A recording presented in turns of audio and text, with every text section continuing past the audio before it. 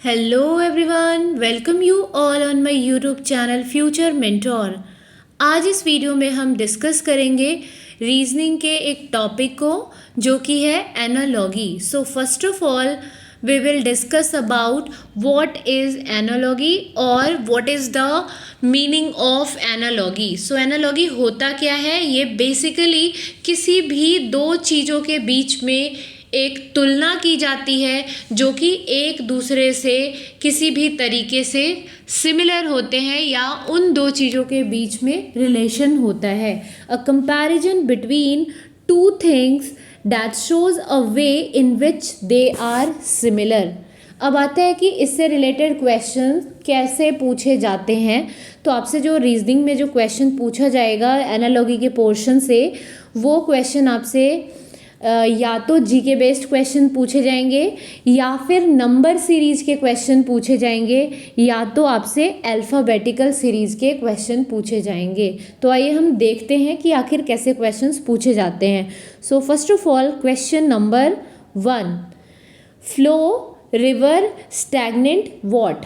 अब आपको क्या करना है, जो दो चीज़ें दी गई है उसके बीच में देखना है कि क्या रिलेशन आएगा। जैसे अगर आप रिवर और फ्लो के बीच में क्या रिलेशन आएगा, रिवर का जो वाटर है वो ऑलवेज फ्लो करता है, ठीक उसी तरीके से यहाँ क्या आ जाएगा कि किसका पानी स्टेगनेंट होता है, स्थिर होता है। ऑप्शन है रेन, स्ट्रीम, पूल, कैनाल। तो जो आपका पूल है उसका जो पानी है वो क्या होता है, स्टेगनेंट होता है। जैसे हम स्विमिंग पूल की बात करें तो स्विमिंग पूल का भी पानी जो है स्टेगनेंट होता है, रुका हुआ होता है। तो इसका सही आंसर क्या आ जाएगा, pool. Now the next question, peacock India bear what. अब यहाँ आप देखोगे तो आपको पता होगा कि जो पिकॉक है वो नेशनल बर्ड है इंडिया की। तो इंडिया की नेशनल बर्ड का नाम क्या है, पिकॉक। उसी तरीके से बियर जो है कहाँ का नेशनल एनिमल है, तो ये जो है नेशनल एनिमल है रशिया का। Option number C. ये थे क्वेश्चन जो जीके बेस्ड होते हैं। Now coming to the number series, number से रिलेटेड जो क्वेश्चन पूछे जाते हैं वो कैसे आते हैं। तो इसमें मैंने एक बॉक्स बना रखा है जिसमें ट्रिक एंड टिप्स लिखा है।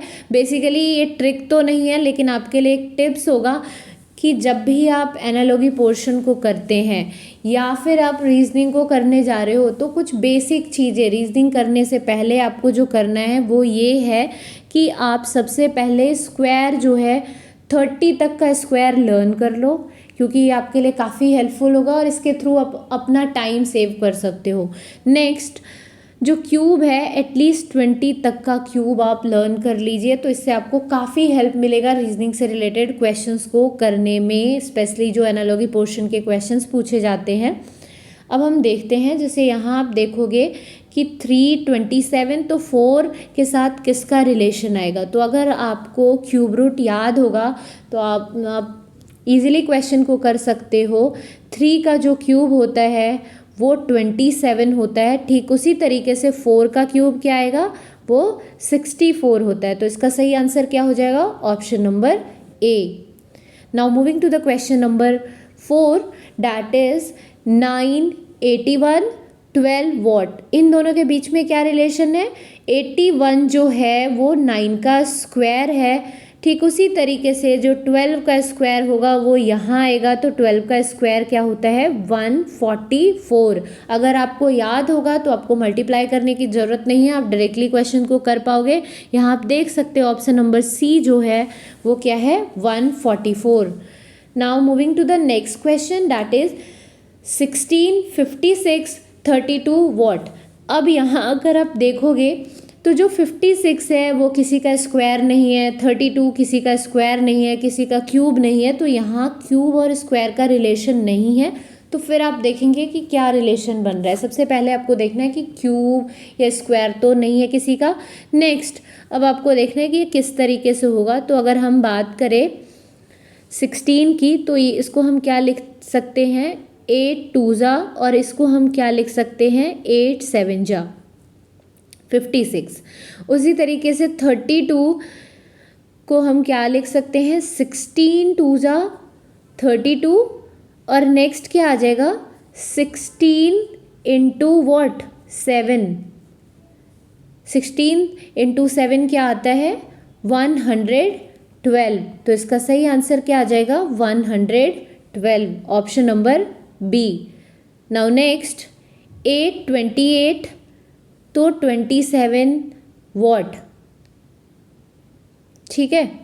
8 और 28 में जो रिलेशन है वही रिलेशन किस में होगा 27 और इसमें। ये क्वेश्चन आप करके मुझे कमेंट बॉक्स में आंसर करोगे और मैं साथ में आपको रिप्लाई भी करूँगी इसके सही ऑप्शन का, करेक्ट ऑप्शन का।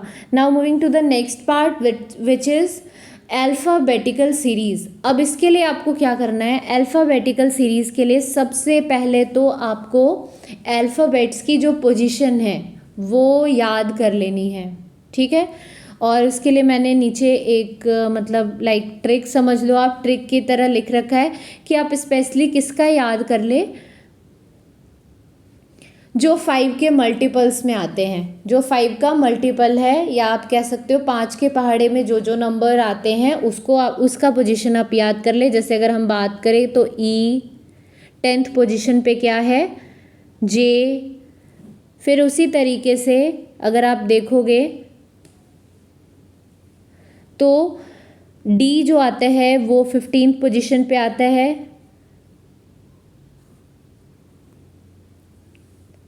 यस।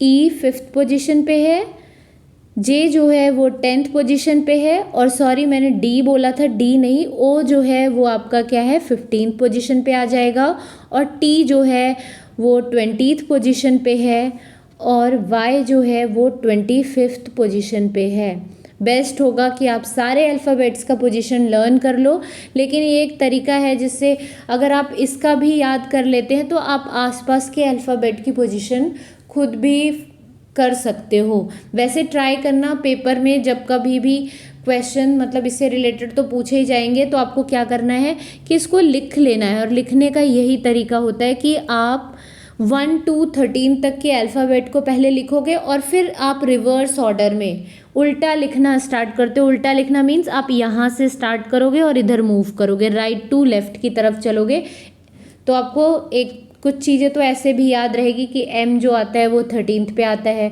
एन जस्ट नीचे उसके आता है 14th पे आता है, फिर आपको ए का पोजीशन लर्न होगा, वाई का पोजीशन लर्न होगा, जेड का लर्न होगा, बी का लर्न होगा। बीच के जो कुछ है वो कंफ्यूजिंग है, इसीलिए बताया गया है कि आप इनको याद कर ले तो और ज़्यादा ईजी हो जाएगा। जैसे आपको अगर पता है कि T20 पे है तो आप ईजिली एस का पोजीशन, यू का पोजीशन, आर का पोजीशन, इन सब का पोजीशन आप इजीली खुद भी कर सकते हो, ठीक है। तो आप इसको याद कर लेंगे, दिस वन इज और टी, इसके थ्रू आपको पोजीशन याद करने में काफ़ी हेल्प मिलेगा। ना वो हम इससे रिलेटेड क्वेश्चंस को देखते हैं कि आखिर क्वेश्चन कैसे पूछे जाते हैं। जैसे यहाँ आप देखोगे RAP QYOGOM, नेक्स्ट क्या आएगा, ठीक है। तो यहाँ देखना है कि RAP पहले आप इसको लिख लोगे जो भी आपको दिया गया है, और नेक्स्ट QYO, ये बिल्कुल बेसिक है कि कैसे आप स्टार्ट करेंगे। अगर आप ऑलरेडी कर रहे हो तो आपको ये लिखने की ज़रूरत भी नहीं पड़ेगी, लेकिन जिन्होंने अभी अभी स्टार्ट किया है उनके लिए काफ़ी हेल्पफुल होगा कि आप इस तरीके से पहले करें और धीरे धीरे आप स्पीड को गेन कर लेंगे। तो जब आप RAP लिखोगे तो आपने देखा कि R का पोजीशन क्या है 18, A का पोजीशन क्या है 1, P का पोजीशन क्या है 16, ये क्या है 17, 25, 15। जब आप ये लिख लेते हैं तो आपका कैलकुलेशन इजी पड़ेगा। जैसे यहाँ देखो 18 से कहाँ हम आ गए 17 पे, मतलब एक माइनस किया, फिर A से Y पे, ठीक है, मीन्स क्या कर रहे हो 2 माइनस, फिर P से O पे, फिर यहाँ क्या हो रहा है 1 माइनस। तो ठीक इसी तरीके से हमें यहाँ भी करना है। इसमें भी आप क्या लिखोगे GOM, और नेक्स्ट आपसे जो पूछा गया है आप उसकी पोजीशन बताओगे। जैसे अगर हम यहाँ पे देखते हैं कि G के जस्ट एक पीछे क्या आता है, तो ये क्या आ जाएगा F, फिर हमें 2 पीछे जाना है तो ये क्या आ जाएगा NM, और M के एक पीछे, तो ये क्या आ जाएगा L, FML। तो ऑप्शन नंबर 4 जो है इसका करेक्ट आंसर होगा। यहाँ भी आप देख रहे हो इसी तरीके से रिलेशन आपको फॉर्म करना है। Now next, ACD ZXW FHI, और नेक्स्ट आपसे पूछा जाएगा कि क्या होगा। अगेन आपको क्या करना है, जिस तरीके से वहाँ हमने किया उसी तरीके से आप पहले लिख लोगे ACD और नीचे क्या लिखना है ZXW। तो अगर हम देखें तो हम यहाँ क्या जा रहे हैं, -1 कर रहे हैं। यहाँ C और X में आपको देखना है इसमें क्या रिलेशन है और D और W में क्या रिलेशन है। अब ऐसे क्वेश्चन में आप हो जाओगे कंफ्यूज, तो आपको सबसे पहले क्या करना है, जैसे अभी हमने देखा कि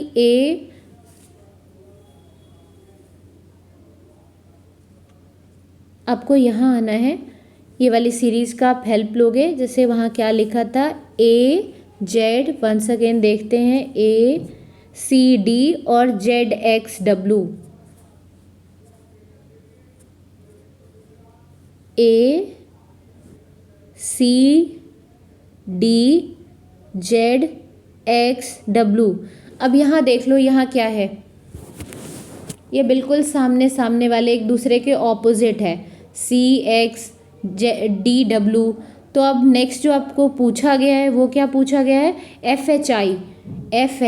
तो आप FH और I को सर्कल कर लोगे, और जिस तरीके से यहाँ रिलेशन बन रहा था कि इसके जस्ट नीचे वाला आ रहा था, तो F के नीचे क्या आ जाएगा U, H के नीचे क्या आ रहा है S, और I के नीचे क्या आ रहा है R। तो इसका सही आंसर क्या हो जाएगा USR।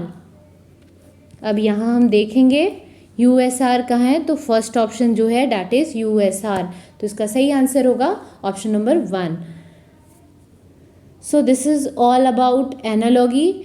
ये एक वीडियो है जो कि आपके लिए काफ़ी हेल्पफुल होगा, स्पेशली आप बिगनर्स हो कि कैसे हम एनालॉगी के क्वेश्चन को टैकल करें। तो आई होप सो आप सभी को ये वीडियो पसंद आया होगा। अगर वीडियो पसंद आया है तो प्लीज़ वीडियो को लाइक करें एंड चैनल को सब्सक्राइब करें, और ज़्यादा से ज़्यादा लोगों को वीडियो शेयर करें ताकि इस वीडियो के थ्रू मैक्सिमम लोगों को बेनिफिट मिल पाए। और अगर आपको वीडियो में किसी भी प्रकार की कमी लगती है तो आप मुझे कमेंट कर सकते हैं, मैं ट्राई करूँगी उसे इम्प्रूव करने का। Thanks for watching this video, thank you all.